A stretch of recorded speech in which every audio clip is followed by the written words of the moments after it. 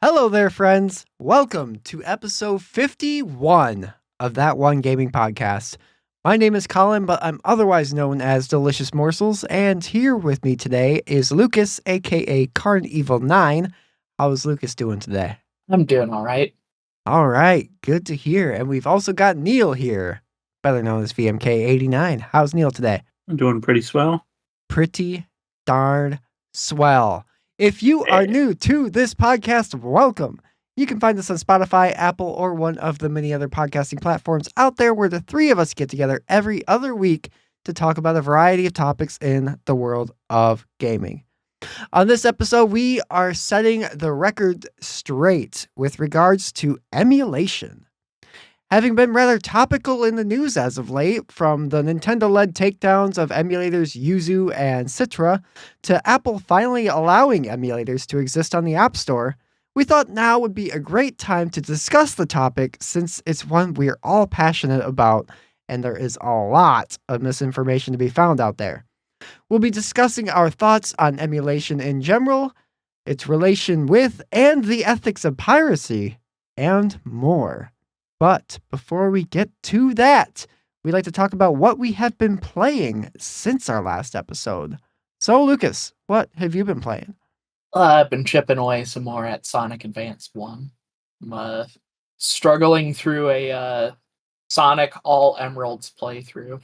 And, I use the password that allows you to have Tails follow you along, like in the classic Sonic games, and that's making the boss fights a little easier, but it is not making up for the stupid Chaos Emerald bonus game things from the special stage. Special stage, yeah.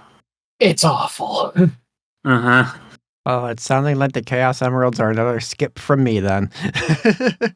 Yeah, in both of these games, yes. The Sonic Advance 2 special stages aren't bad, but getting there is the atrocious part. Are they as bad as Elephant Talk, where you just fall through the stage because you don't know what the game's asking you to do? In what you're supposed to do, it's very clear. It's just I doing disagree. It in Sonic. No, I'm talking about Sonic Advance 1. Oh, it's very clear okay. what you do, what you need to do. It's just doing it. So it does a faux 3D thing that does not work. Yeah. It's something, all right. Yep. What stage are you on? Or what emerald, I guess? Last one, I've made it to Cosmic Angel Zone as of my Thursday at work during lunch. So then you know where the special stage ring is, or are you looking for that? I took a look on VG Maps to find the map, or to find where the special ring is. It's fortunately in kind of an easy to get to location, but yeah, just kind of gotta get there in one piece. Actually, I think I might have ended my lunch break just getting to the spring. I honestly don't know where the spring is in that stage. It's probably in a higher section, I imagine. Yeah. They generally are, because they spring you up above the stage. Derp, derp. Ugh. I always end up on the bottom edge of that stage every time I play through that zone. Yeah. Yeah, I'm looking forward to getting around to Sonic Advance soon as well. I just put them on my 3DS, my hacked 3DS. We were working on that before we started recording. Because it's kind of topical given the topic of this episode, but the 3DS is actually capable of running Game Boy Advance games without emulation.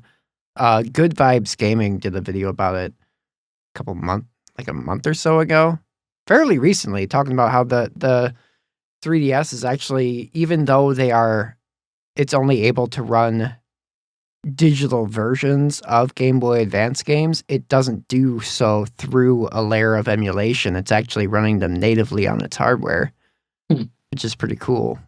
So that's at least how I'm going to try playing them. I still don't know if I want to play on a smaller screen, especially a Sonic game, even though these ones were kind of designed with that in mind, but I'll give it a try. Sonic I don't use Advance. my 3DS enough, so. Sonic Advance was definitely designed for that. Yeah. Sonic Advance 1 is slow enough that like it's not super hard. I remember you mentioning stuff about Sonic Advance. Since I've been playing through it on emulator, also topical to the episode. And you had mentioned that this was like a pre GBA SP with backlight release. So Correct. Yeah, so they were more cautious about making you have to go super fast, so your reaction time would be not expected to be as high or as quick as it normally would in like a Genesis game where you're playing on a TV. yeah. But then Sonic Advance 2 just still before the SP was like, we'll just throw all that caution to the wind and make it the fastest Sonic game around. Sounds great. So, what has Neal been playing? Sonic Advance and Sonic Advance 2. Understandable.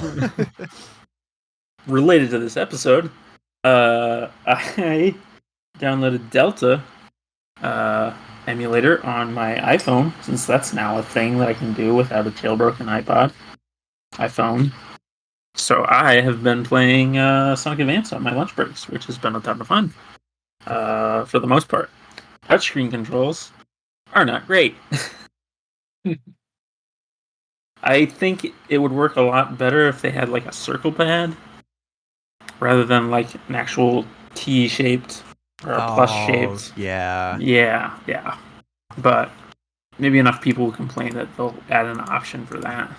Perhaps. Honestly, I never had too much trouble with touch controls back in the day on the Christian Whitehead iPhone ports, but this is an issue that's coming up more with this Delta. So yeah. But yeah, I beat Sonic Advance 1 eventually. And I was actually trying to do it all in one run rather than like dying and going back to the level select. So there was a point where I did a run. I forget where I died. I want to say like Angel Island or Egg Rocket. But so I just started from scratch at Neo Green Hill Zone and played it again, and then I beat it all in one go. Nice. The final boss is a chump. Not the special one, but the final one. After you beat all 6, 7 stages. But yeah. Started Sonic Advance 2 on my phone. That one, I got wrecked by the Ice Paradise boss, which is the one that drops bombs on you. Bombs. Rope. Yeah, he basically just carpet bombs you, kind of. And the timing on it is very difficult, especially if you don't have a solid D-pad to use.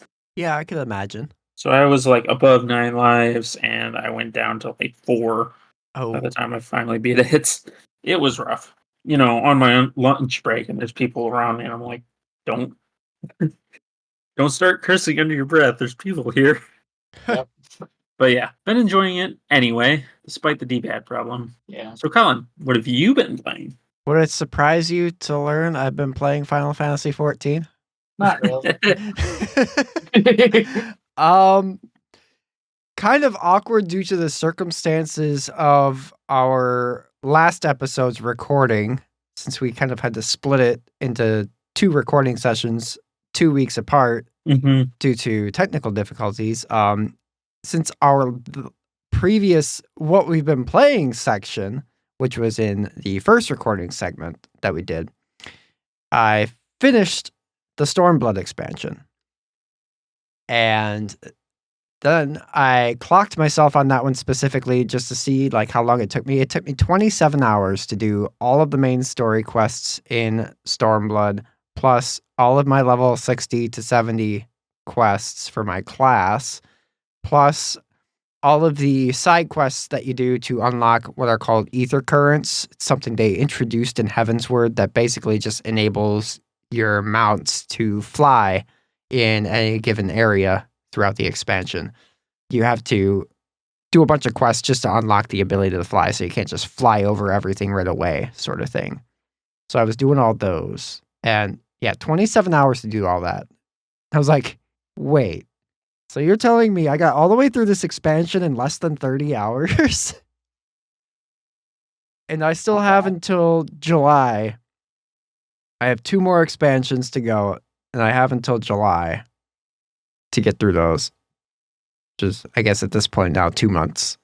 So there are a lot of other games I'm going to need to take a break from 14 in order to play coming up, which are our next That One Game episode is drawing near. So, but I'm still pretty confident I'll be able to get done with Endwalker and be caught up for Dawn Trail in July, which is pretty crazy considering I have 4 expansions to play through. I'm still in the in-between stuff right now, so I haven't actually started Shadowbringers yet. But I'm actually really kind of liking where I'm at right now. Like, I've picked up a couple side quests apart from the main story stuff, just because they kind of piqued my interest. One of them is the Alexander raid series from Heavensward that I just kind of left. It became available to me after I finished Heavensward, but I just kind of left it there because I was like full speed ahead in the story. But there were some other quests that popped up after I finished Stormblood that I was like, oh, maybe I should go back and finish Alexander before I tackle these. So I'm just waiting for the time to run raids because they're a little bit more of a time commitment than just a simple dungeon. First off, there's a much larger party you got to queue for than typical, and then second off, like it's a raid. It's big. It requires a lot of you should study a little bit just so that way you're not going in blind, and there's a lot of mechanics as opposed to regular dungeons and stuff. But I'm looking forward to it because the raids that I did after A Realm Reborn before Heavensward were freaking fun. Like the ones so far the only raid that you get forced to do by main story is between A Realm Reborn and Heavensward in the Crystal Tower series, and it's a 24-player raid, and it's just massive, and it was incredibly fun. So I'm looking forward to doing some more of those. But yeah, so that's where I'm kind of at with 14 right now. I haven't had as much time to play it lately as I would have liked because I also went back and did another playthrough of Hi-Fi Rush last weekend. Because just yesterday, actually, as of record, I sat down with a bunch of the guys from the Trophy Room podcast community. The Trophy Room is a PlayStation podcast. They do a community get-together every month called By the Players, discussing a specific game. It's like a video game book club, basically, and I try to participate in those as much as I can just because I enjoy the concept of it. And this month was Hi-Fi Rush, and we had a really great talk. And I absolutely loved that game. It was great to sit down and chat with a bunch of people that also enjoyed it and stuff. We had a really good discussion about that. And yeah, shout outs to the guys at the Trophy Room as well. I mean, yes, they are a PlayStation podcast, but they are not like your typical fanboyish kind of podcast. They are gamers that just have a PlayStation podcast that I think is probably one of the best out there, if not. So huge shout outs to them. They do such great things for the community, the By the Players thing being one of them. It's a big inspiration for what I've kind of wanted to do with involving our community in our Discord and stuff, which is why we kind of get involved with our streams and stuff and all that. So, but that's what I've been playing. So now it is time for our Hey listeners segment. Hey, listen! Each episode, we ask our Discord members a prompt based on the topic of the episode for them to respond to. And if you, the listener that are listening to this right now, would like to join in on this fun, there is a link to our Discord down below. And we hope to see you there, because this week, the topic is all about emulation. So we asked our listeners for their thoughts on emulation, and we got some good responses this week. Our first one comes from Lord Kirov. And he writes, yes to all emulators. I feel that purposefully locking a game to a dead console or platform is simply petty. And then we got a write-in from Sheik that was less a write-in and more just a meme. And, well, the text on the meme states, if purchase isn't ownership, then piracy isn't theft. And I have some thoughts on that. I kind of do too. I'm not 100% sure I want to get into them right here. Yeah. So I want to bookmark that. But I'm not fully in disagreement with it, but there is a certain aspect of it that there are it's kind of like a slippery slope type thing. Yeah. It actually makes a brief appearance, if I remember correctly, in Accursed Farm's update video on their they're doing a campaign of trying to hold Ubisoft accountable for pulling down the crew after, basically while the game was still in active play. Mm-hmm. People, I guess, in the chat kept posting it up or posting that, and he had some comments on it about why that's not necessarily not really what this is about in this context. Mm-hmm. And yeah, I tried finding the timestamp for it in the video, but wasn't able to before we started recording. Yeah, so we will put a pin in that and get a little bit more into it when we get to discussing the ethics of piracy as it relates to emulation. Yeah. But moving on, our next writing comes from Jazzy, and Jazzy writes, I used to be very anti-emulators, but that's because I wasn't familiar with the absolutely atrocious state of the retro gaming market. Like Kirov said, locking games to consoles that are no longer in production and have an insane markup on the used market is terrible. If companies would be better about porting or remastering retro games, I probably wouldn't be so pro-emulator like I am today. That said, I strictly believe emulation should be limited to either old games that are no longer officially available or to games that you already own. And Lord Kirov actually responded to Jazzy's response that was kind of picking off of what Lord Kirov said initially. And Lord Kirov comes back and adds, exactly. Porting modern games is just another form of piracy. But if you don't want to spend $500 just to get a decent OG Nintendo DS and Pokemon Emerald, it should either be available on modern platforms or I'm going to find an emulator and enjoy my all-time favorite game however I want. Not making classic games available is just companies losing money, honestly.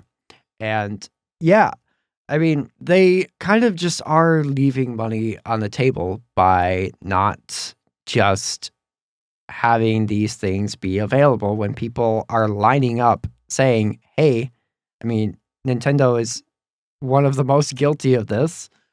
Yeah. It's like people are lining up, Nintendo, we want to give you money for these things. And they're like, I'm fairly certain No. I've brought this up before, but I think it would be great if the video game industry took a cue from Yes. this one specific aspect of the music industry, whereas they're reissuing albums on their original released medium. yeah, Yep. We're seeing reissues of new vinyl albums, of long out of print vinyl albums, for example, Typo and Negative's Bloody Kisses. The original vinyl release from the 90s was going for $200 some secondhand, and then just recently they've re-released it on vinyl, and now it's actually affordable. Yeah, and I mean, and like they're even revisiting cassettes, which that one Nobody wanted that.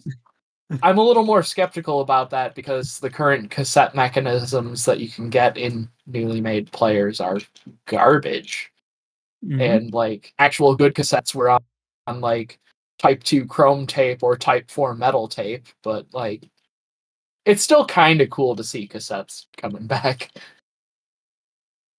the one thing I will say to that is vinyl is fairly cheap to produce, which kind of lends to it being an easier thing to just repress an old out of print record.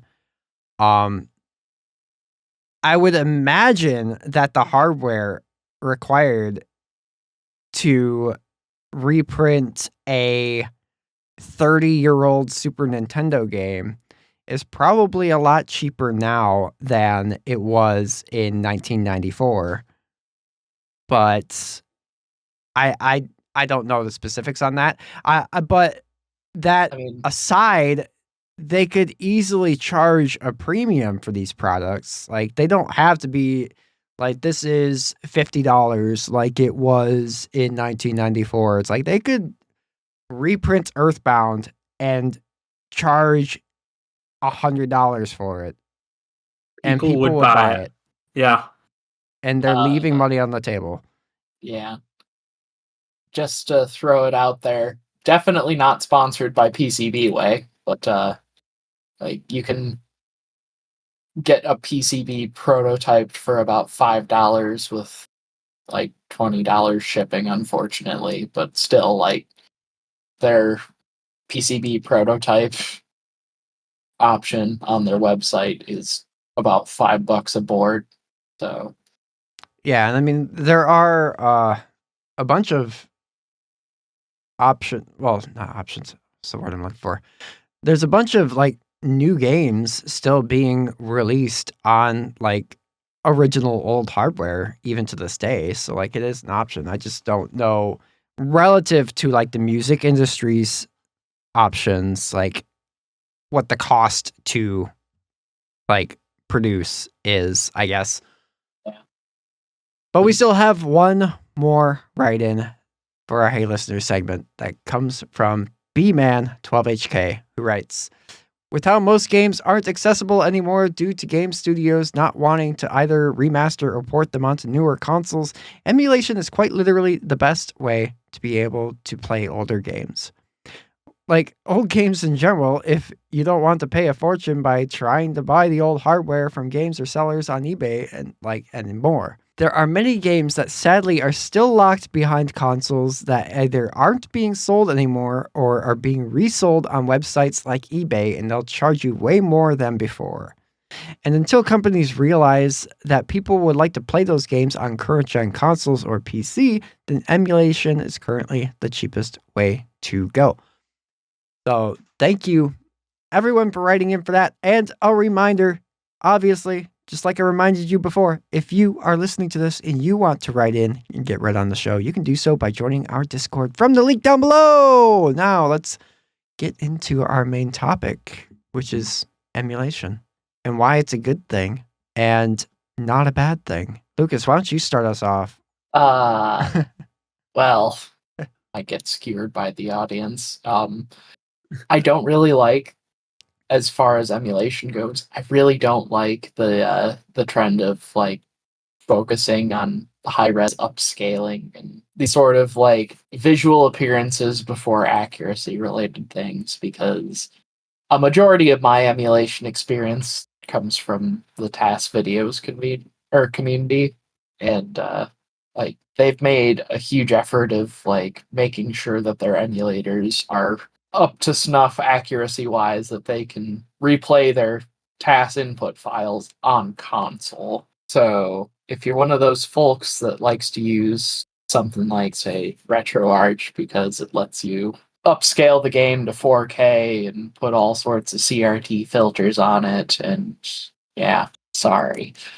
I mean, RetroArch is just a bad emulator. It's definitely one of the emulators of all time.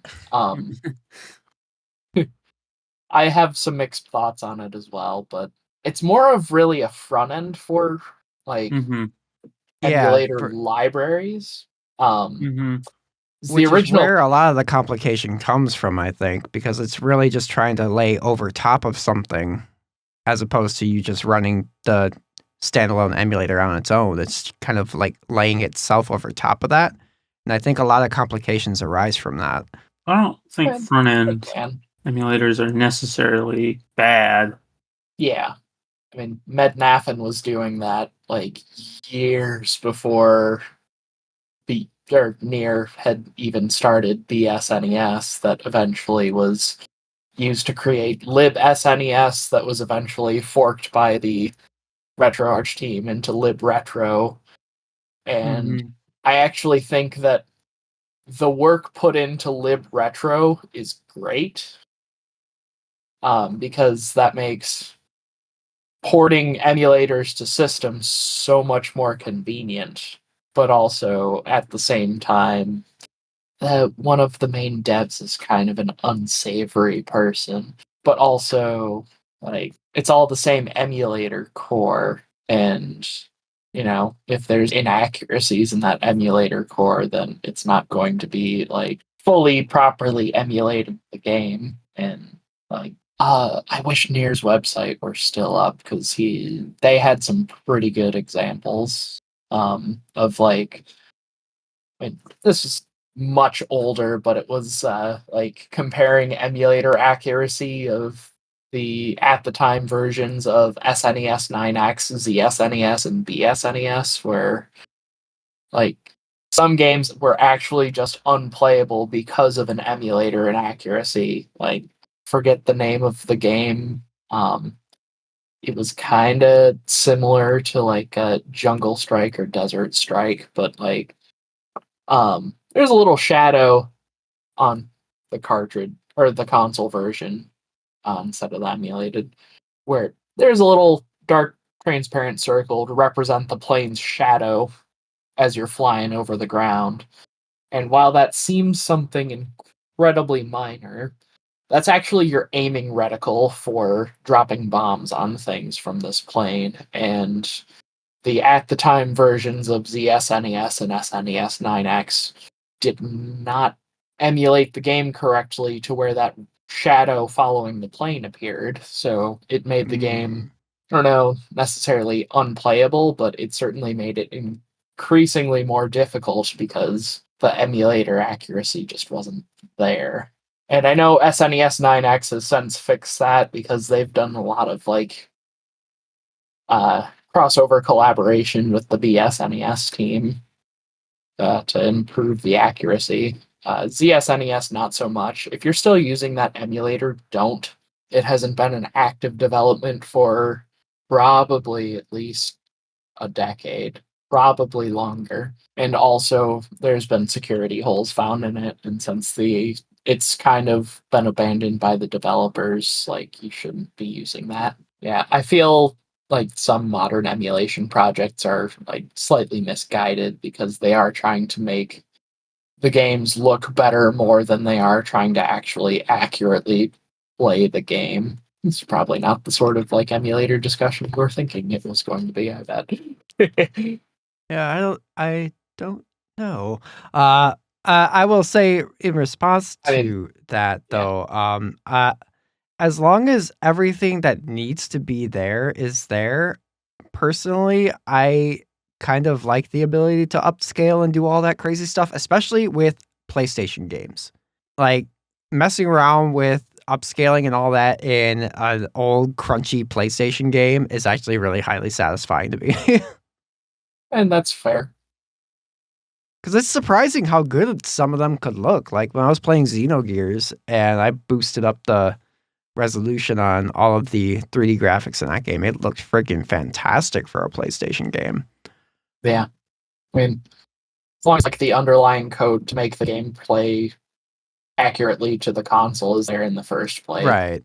It's like, implement all the upscalers you want, but a lot of these projects that are just like taking libretro cores and slapping upscalers on them, or I have reservations about. But really, what kind of brought the idea for this episode on was this is an idea that I had way back when the whole Yuzu scenario was going down a couple months ago. And this was just the earliest that we could fit the episode into our schedule because we had 3 episodes devoted to a theme month, and then our big 50th episode went down. So, but in that time, we also got the added gift of Apple being like, hey, you can have emulators on our store now, which is something that I don't think any of us anticipated. No. Yeah. But what really kicked off the idea behind this episode was, like I said, the Yuzu takedown by Nintendo. They were forced to pay Nintendo $2.4 million in settlement and shut down Yuzu and hand over basically anything related to the emulator to Nintendo. Like all of their domains, websites, everything was completely destroyed, essentially. And people had a lot of thoughts about this, and not all of them were particularly good. Yeah. A lot of I think a lot of them, I would argue, were definitely born out of just sheer ignorance of the subject matter.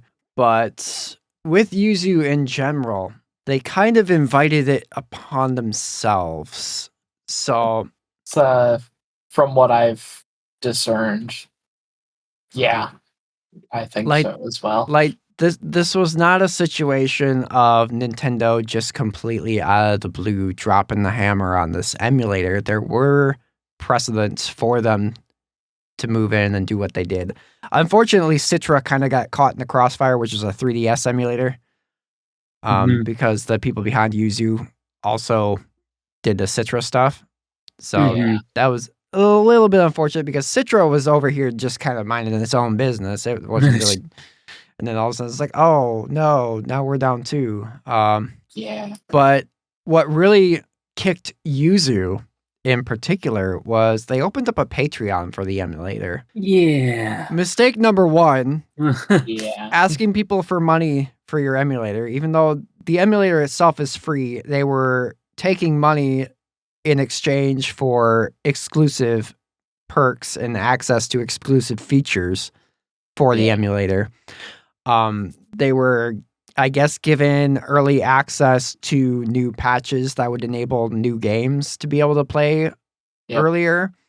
And which supposedly probably the biggest notable one was that they apparently included patches that were getting the leaked version of Tears of the Kingdom running. Yeah. And some of the documents that I saw when all this was going down, even as far back as 2020, days before Xenoblade Chronicles Definitive Edition came out, they were posting in their Discord that they had it up and running on Yuzu. And it's like, at that point, it's like, what did you expect would happen? Yeah. So I would like to say, Yuzu itself, the emulator, there was nothing wrong with it. I mean, I don't personally agree with emulating current generation games.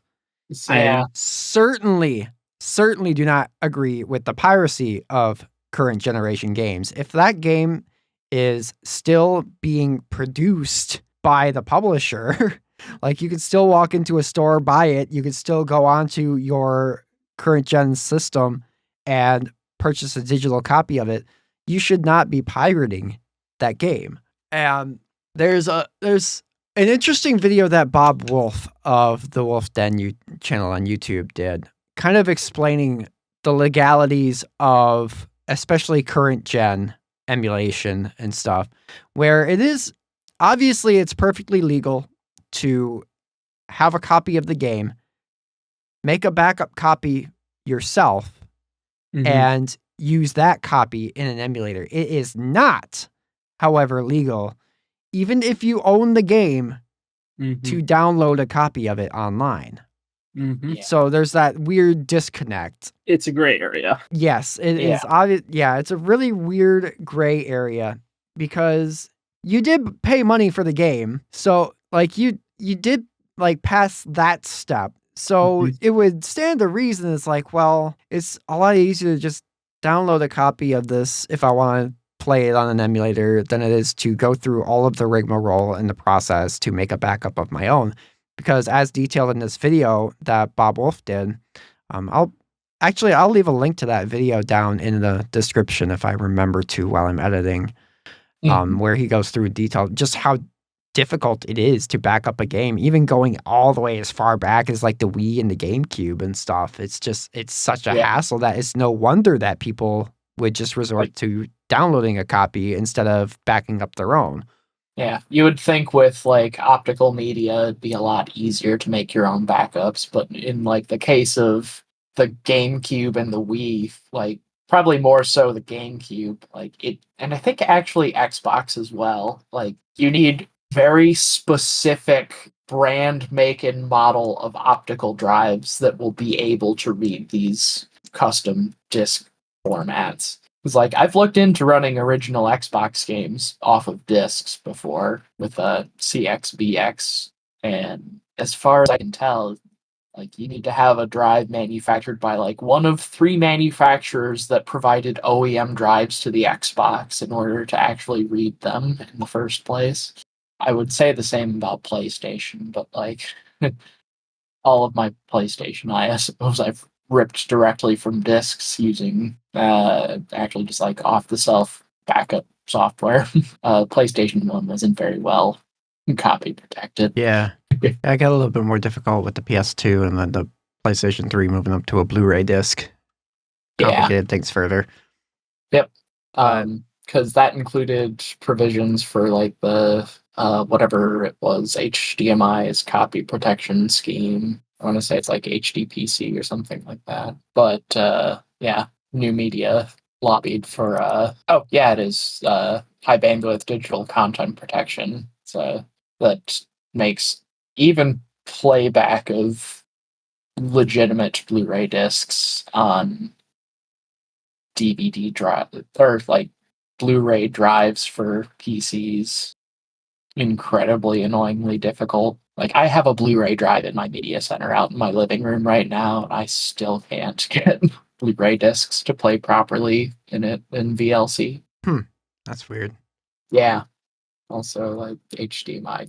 The HDMI forum blocked AMD from implementing HDMI 2.1 features in their open source driver. So like I already don't like HDMI from that, so thanks for nothing. Anyways, see, we were definitely talking about being able to back up your games. Yeah, it's non-trivial with Blu-ray disc-based game media, DVD-based media, CD-based media, even the weird Dreamcast GD-ROM-based media.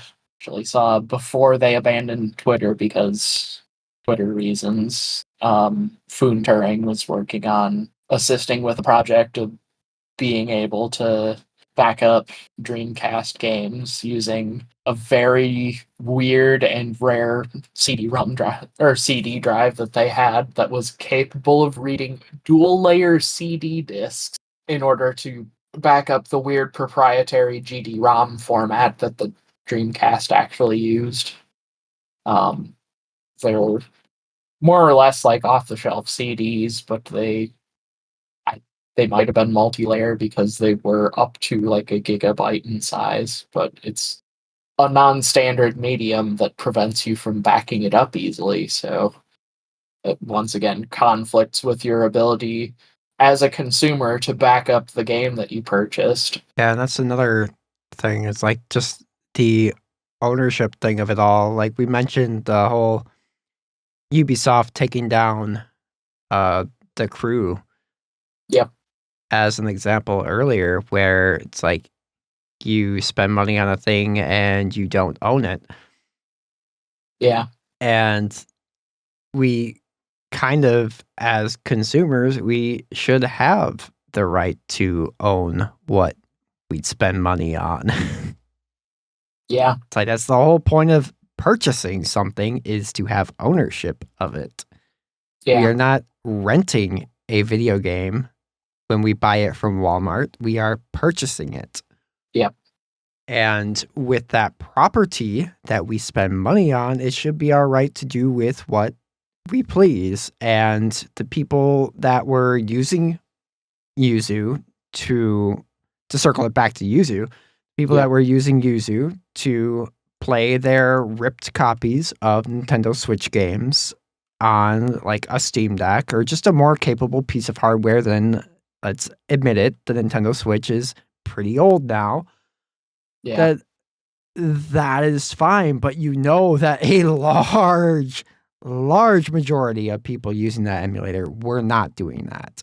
Yeah. It's a sort of And path of least it's- resistance thing there, where it's because it's easier to download the ROM, it's easier to pirate it than to actually go through the trouble of backing up your own game yourself. Well, even I wasn't even really strictly speaking of using like backing up a copy in that regard. I was like a large, like commanding majority of the people using Yuzu, they didn't even pay for the game that they are playing with that emulator. Yeah. Just like and especially the most vocal ones, it's like the one as soon as the Steam Deck came out and people were playing Zelda on the Steam Deck, it's like those guys, they didn't pay for Zelda. Yeah. And therein lies the problem, and now Yuzu is gone and Citra with it. The Citra thing hurts a lot more, I think, just because the 3DS is no longer in production. Yeah, and Fortunate- also, like, as far as I can tell, Citra was, like, leaps and bounds ahead of the rest of the 3DS emulation field. Citra was a remarkably good emulator for the 3DS. Aside from my experience from the Mario Kart episode where it was playing worse than the Wii U emulator. Yeah, skill issue. Maybe. But I barely touched any configuration with it because I was just trying to play Mario Kart 7 for the episode. But what if I told you that there is still a way to play 3DS games and it doesn't even require emulation? What if I told you about the existence of this device that can play every Nintendo 3DS game with 100% accuracy? And that device is called a Nintendo 3DS. Whoa! And it is surprisingly extremely easy to hack. Okay, but like having a 3DS isn't necessarily the same as having a ROM that you can play on your computer. Because capturing a 3DS, even a hacked one, is way more difficult than just using OBS on a Windows machine. That is true. I mean, if you want to do something like gameplay capture, then yes. But if all you're interested in is playing the games, just hack your 3DS. Yeah. I'm sure a lot of people have one lying around that just hasn't been being used for whatever reason. Hack your 3DS. It's incredibly easy to do. And that device plays not only 3DS games, but also DS games and Game Boy games, Game Boy Color games, and Game Boy Advance games. And it plays all of them. Yeah. Right. But I also don't have a 3DS. Well, skill issue. That's And then we have to get into buying old consoles. Yep. Yeah. This is kind of the sweet spot time period though of when you should pick up a last gen console. Yeah, I would agree. I probably should pick up a 3DS at some point, but I don't have one right now. Well, and I needed to play Mario Kart 7 I will briefly say, for an episode. I will say also, if you're in the market for a 3DS and your intention is to hack it, then the Japanese models will also suffice. At least I believe so. You'll have to read into it, but I'm pretty sure the Japanese models also work because part of the hacking process is you can completely override the system language. Nice. But the Japanese models are cheaper than the international models by at least when I was looking around for mine back before I committed to hacking one, they were significantly cheaper than the American 2DS that I did end up buying. Yeah. So it's an option to look into. The Japanese ones, like the 3DS LL is what they call the 3DS XL, are cheaper than a 3DS XL. But it's all the same hardware once you reflash the firmware as part of the hacking process. I do believe that completely overrides the system language and everything as well. Yeah. It's actually something I've been wanting to do myself as well. Yeah. In addition to just hacking my 2DS XL that I have, I kind of want one with the larger screen that also has the 3D capability. Fair. So I've been thinking about picking up a Japanese 3DS XL and hacking that too. Yeah. I guess kind of related to the topic because Neal did bring up 3DS video capture. Like, there is a website where you can just order 3D capture boards from, but, you know, it's either $120 for self-install or $200 for sending a 3DS XL to the company to do that, to have them install it for you, which, factoring in the cost of a 3DS XL in the first place, plus the capture card, and like, if I remember correctly, like, you can just dump your own ROMs from the 3DS XL once you've hacked it, then using an emulator for video capture makes a lot of sense at that point. Especially with like games that require the gyro, or like, how are you going to do that with you being hooked up to a 3DS? What do you mean? How are you going to do that hooked up to an emulator as well, though? Reasonably. That's true. It'd be a lot easier with a 3DS, actually, physically in your hand. Yeah, because then you just have the capture cable coming off of that. Yeah. It's just a USB-C cable that it uses to connect to your PC. That or a mini HDMI. I forget if it's an actual video output or if it's a data stream. I don't know. Because those 3DS capture devices they were out of production for quite some time, and I think once the eShops went offline, they were like, oh, there might actually be a little bit more demand for this now, so they spun it back up. I will say the value there is pretty good as far as like the difference between a self-install and having the installation process done for you. I think $80 is extra is pretty fair considering the amount of difficulty in doing that yourself.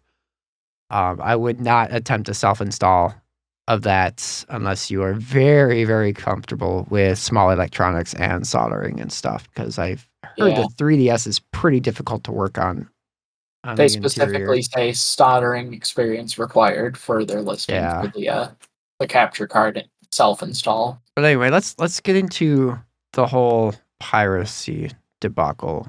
Yeah. And how Neal still hasn't watched Pirates of the Caribbean. True. I had a feeling that was going to show up somehow. I did not come into this episode planning to do that, but that segue was too perfect. Kind of was. But yeah, getting back into our write-in from Sheik and the memes, like if purchasing is not owning, then piracy is not, or then piracy is justified, whatever, something like that. Yeah. Then if purchase isn't ownership, then piracy isn't theft. I like some thoughts regarding that. Obviously, is how should I phrase it? Because I do agree with the sentiment that if a company is not willing to sell me something, then they forfeit the right basically to say, hey, you can't download that.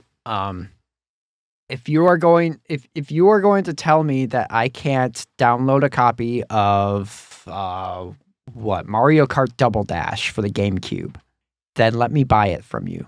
Otherwise, just keep your mouth shut in the regard, because you're not the only person that's profiting off of a copy of Mario Kart Double Dash at that point is a secondhand reseller. And like that, none of that money goes to Nintendo. So Nintendo should not care what I do with anything regarding Mario Kart Double Dash. If they want to make it available on the Switch to play, that would be great. Yes, exactly. Give us an avenue to give them money for it, or stay out of it. Because, like, if they are so, like, bothered by people downloading, we'll just keep picking on Double Dash because it's an easy one. If they're so bothered by people downloading a copy of Double Dash, then shouldn't they, because they don't make any money off of it, shouldn't then they also be, like, have an issue with resellers because they're not seeing any of the money that the reseller is making from it? Just a interesting question to throw on the table. I don't know if I'm like fully 100% behind that, but I would think that there's a little bit of a logic there. Yeah. Agreed. Like, the only way to get a hold of a copy is through a reseller. Because, they aren't producing new stock of that, even though, like, you can still buy new mini DVD discs that you could write to. And you could definitely print manuals, because printing paper has been around since at least the 1700s. Like, why not take you from the music industry and just be like, GameCube game reissue? I mean, they could do it. If anyone can do that, Nintendo could.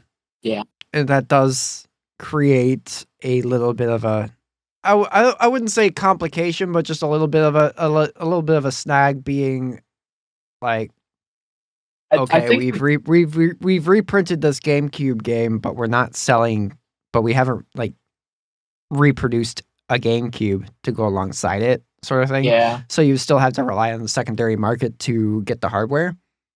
That is true. Where, I mean, you can still, they are making like a new record player sort of thing. Like, but I mean, that's probably where I would see the hang up a lot more for a video game company, is not necessarily a reluctance to reproduce the software, but more so a reluctance to reproduce the hardware, which is kind of why we got like the mini consoles instead, but they've even stopped doing those. Yeah. I mean, it's kind of a difference in the video game market where companies also produce the means to play the games. Yeah. Whereas with the music industry, anybody can create a record player that has the ability. Yeah. Well, then also there are those devices, like those Hyperkin devices, I guess. I've heard mixed things about them. Yeah. But they're an option. I mean, there are options out there, I guess, because there are companies making third-party stuff that plays old software. The Mr. FPGA console comes to mind, where like you use, it's based off of an FPGA field programmable gate array, and basically what those are is it's programmable hardware. So like you're loading in software to the FPGA that will basically allow the FPGA to like operate as a piece of specific piece of hardware.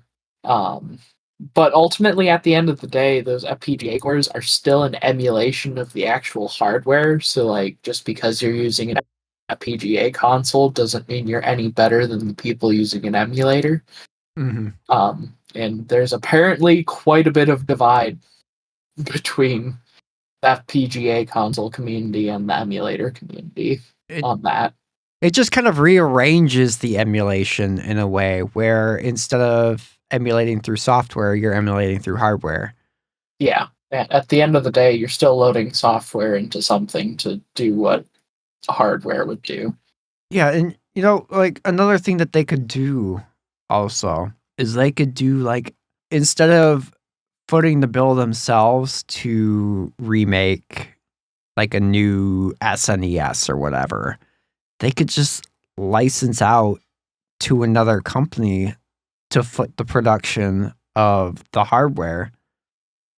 And then there is actually some precedence of doing that even. Yeah. Well, I mean, like, in the same way that they do for like a controller, they could license out the hardware so that way, like Power A does a lot of work for Nintendo nowadays. Like all of their like third-party controllers now are like officially licensed Nintendo controllers by Power A. Like they could do a Power A licensed Super Nintendo. Yeah. And it plays all of your old games, and then Nintendo themselves are reprinting a selection of Super Nintendo games that will also work on your original hardware. Like these are things that they could do. Mm-hmm. Like, yeah, reason why I say there's precedence for this sort of thing happening is that, like, you can still buy officially Sega licensed Sega Genesis consoles in the South American market currently. That is true, because it's so huge down there that they just never stopped making them. Yeah. Mm-hmm. Which is really cool, and it makes you wonder, it's like, if that's like as well received as the Genesis and the Master System were in the South American market, and like they're still producing the Mega Drives there, whether third party licensed or official, like why can't we have that worldwide? Mm-hmm. It'd be great. Be kind of neat if they would like at least test the market. Yeah. In North America. And you'd want to test it in South America because they're still into that stuff. Well, I mean, it's already a proven market in South America. If we're talking about like Sega specifically, it's like, okay, so like a market expansion. Yeah. Sort of thing. Gotcha. Yeah, like do a small market test in North America to see if like the Sega Genesis or whatever they're still making down there would sell in today's market. Because I think enough time has passed now where there is like a growing interest in retro gaming that there just wasn't like 10 or 15 years ago. Yeah. And I do actually It's cool to be able to go to the store and buy a Sega console again. Yeah. I do kind of think maybe like the speedrunning community, or more so like the annual Games Done Quick events, are definitely putting a big spotlight on like at least speedrunning of these classic games, which, involves owning the hardware and software to play on it. And I mean, there are some games in the leaderboard that allow for emulation, like Super Mario Brothers, for example, has been a game that's deemed accurate enough on emulator that you can use emulator for your speedruns of the game, as long as you conform to the same sort of like verification rule set. Like the current world record set by guy goes by Niftsky, if I remember correctly, and he plays exclusively on emulator using using keyboard controls. But he's got the emulator configured in such a way that like it matches the sort of inputs you would be able to input on console. Circling back to piracy and emulation and their relationship and whatnot, there is one thing that I did want to make a point to address, which was in addition to just the whole Yuzu thing, one of the main things that I wanted to come out of this episode was just the thought process of a lot of Twitter takes in the fallout of the whole Yuzu situation, and also just general takes when it comes to the topic of emulation is that emulation and piracy are one and the same. Nope. And that's not the case. Yeah. Actually, way back as far back as the 90s. Yep. It I'm was glad actually you're bringing up the Bleem case.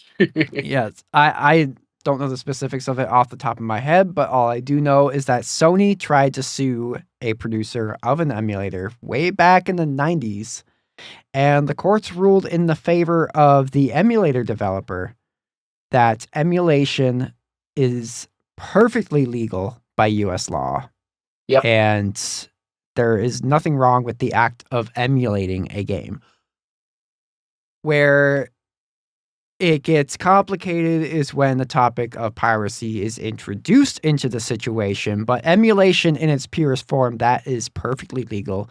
And you may be surprised to learn that all of the major companies right now use emulation in some capability on their modern current gen platforms. Yeah. It's like your All of- Xbox 360 games that you can play on your series consoles are not running natively. Nope, that is an emulator, which is what allows them to do all the crazy fancy like 4K upscaling and stuff that they do with those games. And then also, I mean, PlayStation on their subscription services, all of those PlayStation classics, those PS2 and PS1 games, those are all running via emulation. The PS3 game's a little bit different. That's cloud streamed, but that's just because they are too lazy to put the funds into an actual PS3 emulator when the hardware is more than capable at this point. And then let's not forget Nintendo. Like Nintendo Switch Online, one of their biggest perks of that service is that plethora of classic Nintendo games that you have access to for that monthly fee. And then if you get the expansion pass, you get even more. You even get Sega games. Guess what? Every single one of those hundreds of games runs on an emulator. Yep. Emulation is fine. There is nothing wrong with emulation. Yeah. Well, because like so many of the Twitter takes that I saw were like, if you use emulation, then you are what's wrong with this industry and blah, blah, blah, blah, blah. And like, that's the main reason I wanted to do this episode was like, that is just so incredibly far from the truth. It is. It's, and I don't know if it is a willingful or not type of ignorance, but it is complete ignorance nonetheless. I mean, barring the exception of the 3DS still having like vestigial Game Boy Advance parts on board of it and it being able to play Game Boy Advance games natively, any sort of like modern implementation of backwards compatibility is going to be like either emulation based or they baked the hardware to play the old system into the new system. Yeah, so it's almost like they just emulation is the term that just kind of absorbs the piracy aspect as well. Yeah. And as a result of that, it gets caught in the crossfire way more than it should. And it's kind of what's keeping keeping a lot more of the progress from being made in that regard than anything really, is that the narrative has, for a lot of people, for basically anyone outside of the emulation community, the narrative is emulation bad because piracy. Yeah. And the game companies love that because, yeah, they all use emulation on their modern platforms. Yeah. But, like, they aren't going to be the ones to tell you that. Yeah. And kind of the ironic thing is that, like, a majority of emulation projects out there are, like, open source license, whether it's, like, through the MIT BSD or GPL license. GPL in particular requires you to, like, open source any change, or, like, make available any changes that you've made to the open source project that you're forking. You have to make them public. So, so like if any sort of, or if they aren't writing their own emulators in-house, like the big three console manufacturers, they're probably forking one of those projects and actually just not disclosing any changes they make. Unless they aren't. Or they found a project that uses a permissive license, like the BSD license, that doesn't require upstreaming any changes. Like GPL violations aren't cool, don't do them. If anything, it just means that the community wants to help you make your own emulation better. Well, also it's kind of related, in a way, but at least to the piracy topic of it. But like Gabe Newell of Valve has a very famous quote with regards to piracy, and he basically says, "We think there is a fundamental misconception about piracy," which is true. Piracy is almost always a service problem and not a pricing problem. If a pirate offers a product anywhere in the world 24/7, purchasable from the convenience of your personal computer, and the legal provider says the product is region locked, will come to your country 3 months after the US release, and can only be purchased at a brick and mortar store, then the pirate's service is more valuable.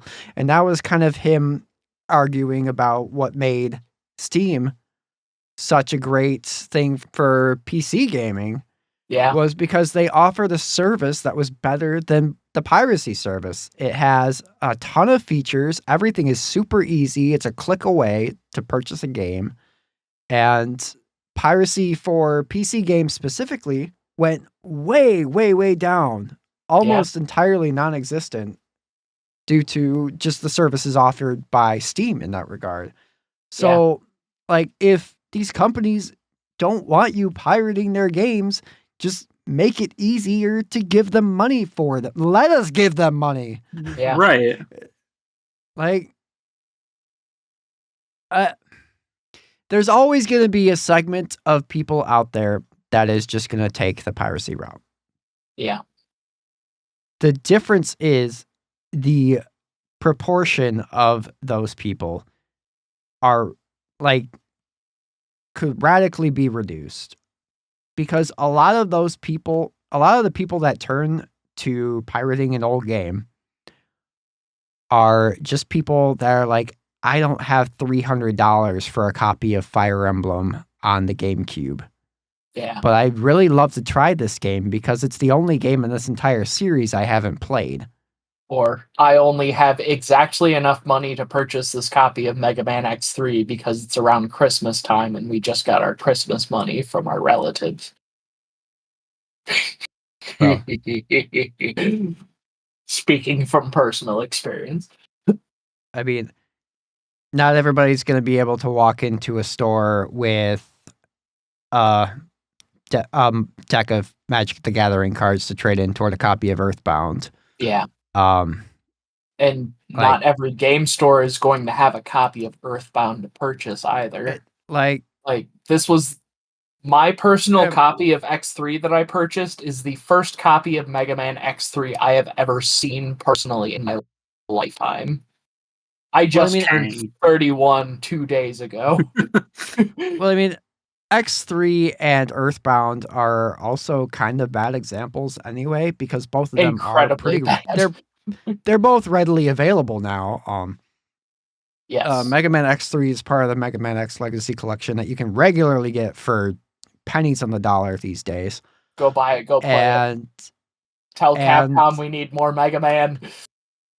And Earthbound is on Nintendo streaming services. But go buy it, go play it, tell Nintendo we need no more Earthbound. But there are so many cases where that is not the case. Chrono Trigger.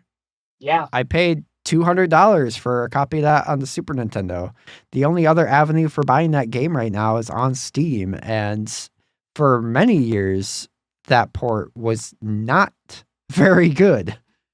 Basically just like a kind of slapdash port of the mobile port, isn't it? I think I know it's in a better state now than it was at launch, but it took them a while to get it there. But yeah, then I guess even Chrono Trigger, just by virtue of that, is kind of a bad example as well, because you can purchase it at least on Steam. You can't buy it on modern consoles, which I have no idea why at this point. Yeah. I guess this kind of circles back to like my whole, a majority of emulators are open source. Like, they could probably just make a better version of Chrono Trigger by forking SNES 9X, or at least utilizing SNES 9X and adding stuff to make it more modernized. The best way to do it would be, short of remaking the game, would be to find a way to get the DS port.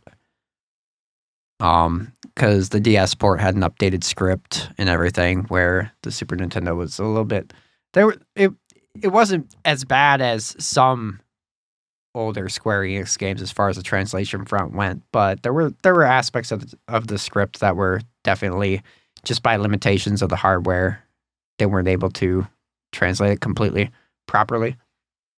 You know, like things like item names and stuff like that, just where there wasn't enough space for the amount of characters it would have needed, so they had to compromise. Yeah. You see that all the time in Super Nintendo games, especially RPGs. Yeah. But man, what if I told you Melon DS was open source too? Yeah. I mean, the Wii U has a built-in DS emulator. Of course, the Wii U is no longer in production, but that would imply that more than me, Neal, and you bought a Wii U. We own the 3 Wii U's. I don't have a Wii U to make the point more valid. Oh, you don't have a... I thought you did. Wow. Dang it. Nope. Well, No. I guess it's just me and Colin. We bought all 2 of them. We have the 2 Wii U's. There might be a third one out in the wild somewhere. Maybe, because Neal didn't buy it, so somebody had to. Yeah. Well, I mean, if we want to circle back to the whole Bleem thing, like, I guess Sony was actually so impressed with the guy behind Bleem's work with developing a PlayStation emulator for PC after the fact of the lawsuit that they actually hired him as the head of the department responsible for working on PlayStation 1 backwards compatibility for the PlayStation 2. So, like, good for him. And honestly, a take that maybe more companies like Nintendo specifically should do. Having backwards compatibility for the upcoming console replacement for the Switch is apparently something that Nintendo has stated that they want. So, like, maybe they should look to the Yuzu devs, like, if they wanted to change any architecture type hardware changes, like, right, they'd be the ones to reach out to, because Yuzu was also available on Android, which is an ARM-based platform generally, and the Switch itself is based off of the NVIDIA Tegra, which is ARM-based CPU with NVIDIA Maxwell era graphics. Well, like, here's the thing also, is like, there's no reason why we can't have GameCube emulation on the Switch either. Because, like, Dolphin exists, and it existed on hardware that far predated the Nintendo Switch with pretty damn good compatibility. I think right now their approach to bringing back GameCube games is more on the remake remaster front, which is fine. I mean, either way, they're giving us an option to pay the money for some of these games. It's just they're too few and far between yet at this point for it to be just like, hey, look, Nintendo is making a conscious effort to give us these games from the GameCube that we're asking them for. Like, it's far too early to kind of pat them on the back for that. Yeah. Mm-hmm. It's definitely something I would like to see them continue. Personally, I would much rather the remake remaster front than the streaming service front. But agreed. I mean, yeah, especially if the streaming services are just going to be emulated versions anyway. Like, if the issue is we have the game but no way to play it, then, like, especially on the PlayStation front where everything has been disc-based. Yep. you can find a way to rip your game disc and play it on an emulator, which defeats the purpose of the streaming service. Yeah. But anyway, let's move on. I think we kind of talked in circles at least 2 or 3 times throughout that. Oh yeah, definitely. Yeah. Moral of the story. Oh man, I didn't get a chance to circle back around to the Yuzu thing, to circle back all the way to the N64 era to talk about how this isn't the first time Nintendo has done that. Because they definitely did. The moral of the story, however, to set the record straight with emulation, if our circular talking didn't quite hit the nail on the head or whatever, You can emulation. You can see why arguments about this go in circles as well, clearly. Yes. Yes. Emulation as a means to play games is perfectly fine, as is demonstrated by all 3 of the main console manufacturers employing some form of emulation on their modern platforms with regards to old games. Piracy is a tricky matter. You should not, by any means, pirate games that you can go into a store and buy brand new, that are still in production by the publisher, that are still on a modern platform that you can play. And it gets trickier with older games. Technically, it's still not legal. This is a point that I wanted to make. So, yes, it is technically not legal to download an old game. Like, let's push current games aside for a second, just strictly talking about like a 3DS game, okay? Because that's kind of fresh on the memory. It is technically not legal to download a ROM of a 3DS game and play it on an emulator. The emulator itself is legal, the ROM is not. However, I would like to remind everybody that the law is not always the most ethical approach, if that's a proper way to phrase that. Like, the law is not always ethical. I would like to remind our listeners that up to a certain point in the United States, the law said that a man could own a slave. That is in every way ethically wrong. Mm-hmm. And that law changed, rightfully so. Up to a point in the United States, we're just picking on the United States because we live here. There's probably our international listeners, if any, there's probably many parallels that you could draw to your own company's or your own country's laws. But up to a certain point in the United States, women couldn't vote. Yep. It was against the law. That is completely and utterly unethical. And that law changed. Yeah. So remember when alcohol was illegal? So I'm arrested AF right now. So just because the law exists does not mean the law is correct from an ethical point of view.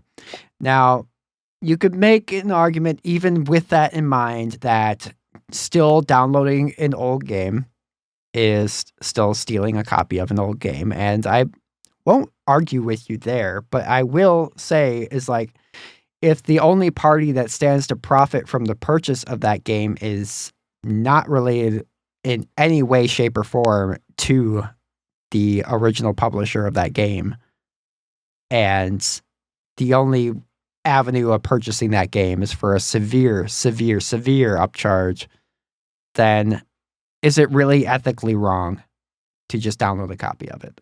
Yeah. You could disagree with me, but I would just like to put that up there.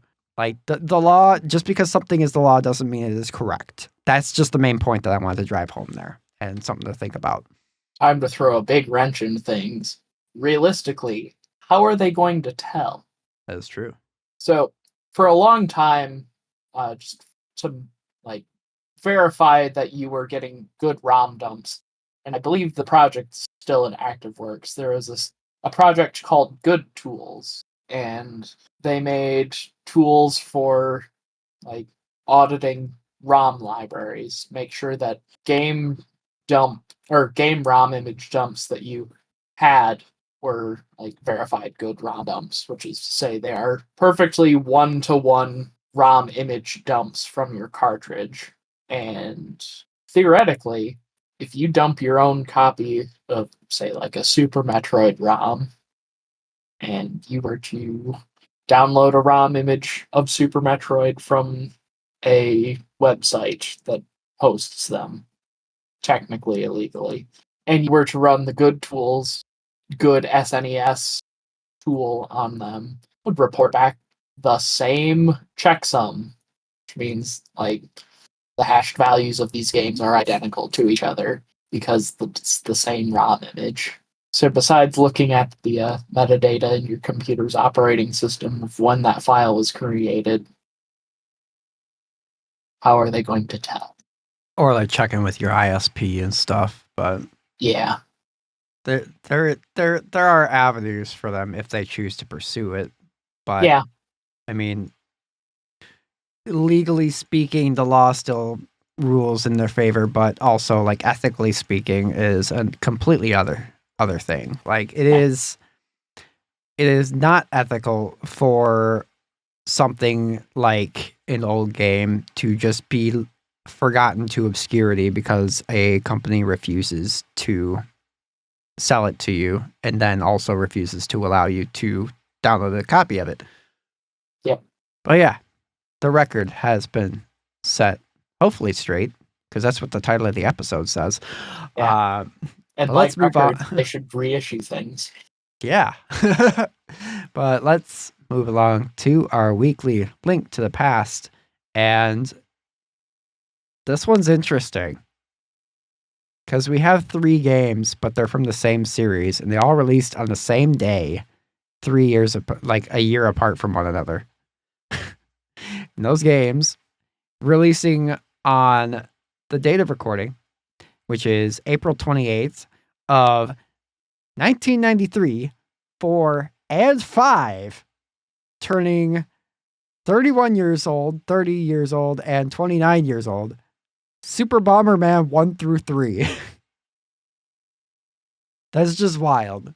Stay weird, Hudson Soft. They apparently really, really like the date, April 28th. Apparently that is Bomberman Day. Yeah. I just found that I'm biased towards the 26th myself. understandable. Yeah. Happy birthday, Lucas. Happy birthday. Yeah. I just found that really funny, so I thought that would be a really good one for our link to the past this week. Yeah. I've never played a Bomberman game, so I really don't have much insight to put in there, but I haven't played any of the Super Bomberman games, but I enjoyed Bomberman Hero on the N64 and Bomberman Jetters on the GameCube. Wasn't there like a Bomberman game that was like the one game on the Switch that you could buy that wasn't Breath of the Wild when it came out? Probably. I think so. I think it was like Super Bomberman R or something like that. It sounds about right. But yeah, so we don't really have much to say about these games, but it was really funny seeing them all released on the same day a year apart, because technically they would fall on a different day of the week, which means they wouldn't always fall on a day where you would typically release a game. Yeah. So I thought that was really funny. This classic Bomberman games are sort of a maze game. Place bombs, blow up walls, gotta defeat all of the enemies in a maze, and then get to the end of the maze to finish the level. Pretty neat. I actually remember playing a demo on my cousin Brian's PlayStation on one of the demo discs that came with it back in the day for Bomberman. It was a lot of fun. But do they have lamp oil and rope? Nope. Unfortunate. Anyway, that is going to bring us to the end of episode 51. Lucas, where can they find you outside the podcast? Find me on Linktree at linktr.ee/Karn_evil_999. Got links to my Twitter, which is same handle, Karn_evil_999. where you can tell me about how wrong I am about my emulation takes, probably. Whether or not I respond to them, I don't know. You should interact with me. Find out if I'll interact back. It'll be fun. Also got a link to my YouTube channel, Karn Evil 9. That one gaming podcast, or Karn Evil 9, where I upload long plays of the games we feature in our That One Game episodes, believe it or not. Most of which are recorded on emulator because it's convenient. Because easier to capture footage. What do you know? Yeah.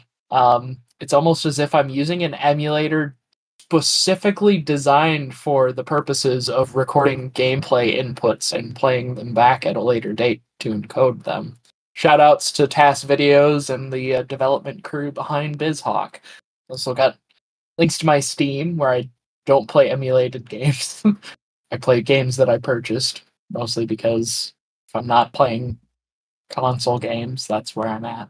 And then, of course, we have links to listen to the podcast and to join the podcast Discord, where you can tell me how wrong I am about 4K upscaling in emulators. That's linktr.ee/Karn_evil_999. All right, where can they find Neal? You can find me on my link tree, which is linktr.ee/VMK89. Got links there to Minecraft Monday, which happens every Monday around 7 p.m. EST on twitch.tv/VMK89. Also a bunch of podcast stuff, including our Discord, the podcast website, and other stuff. You can find my Twitter/X site, and you can also find my YouTube channel.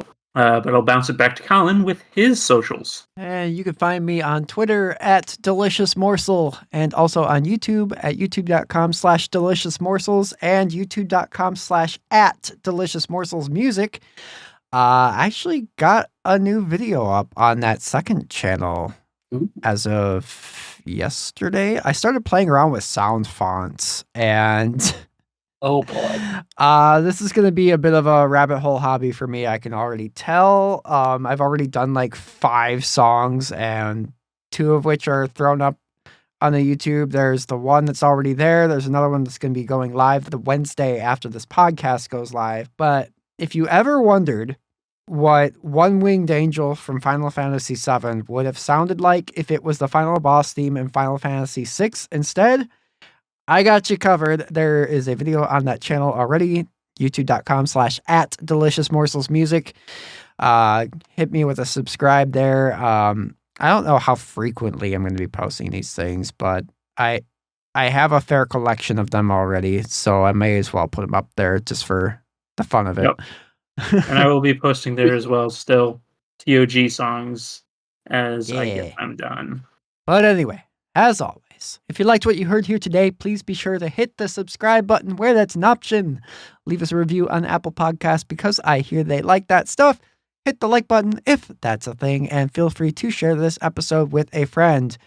We are going to be back in not a couple weeks, but a few more weeks than a couple weeks. A little bit longer than a couple weeks. Anyway, our next recording falls on Mother's Day here in the States, so we're not recording an episode for that. We're just going to take a small break. Yeah. And then we'll be back at the end of May with our next episode.